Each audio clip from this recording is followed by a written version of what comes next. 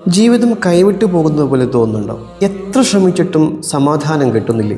എങ്കിൽ ഒന്ന് ചോദിച്ചോട്ടെ, എന്താണ് നിങ്ങളുടെ നിസ്കാരങ്ങളുടെ അവസ്ഥ? അള്ളാഹുവുമായുള്ള നിങ്ങളുടെ കണക്ഷൻ ഇപ്പോൾ എങ്ങനെയുണ്ട്? പലരും വിചാരിച്ചിരിക്കുന്നത് നിസ്കാരം എന്നത് ആയുസ്സിലെ കുറച്ച് സമയം മാത്രം ചെലവഴിക്കേണ്ട ഒരു കടമയെന്നാണ്. എന്നാൽ സത്യം അതല്ല. നിസ്കാരം എന്നത് നിങ്ങളുടെ ജീവിതത്തിൻ്റെ റിമോട്ട് കൺട്രോളാണ്.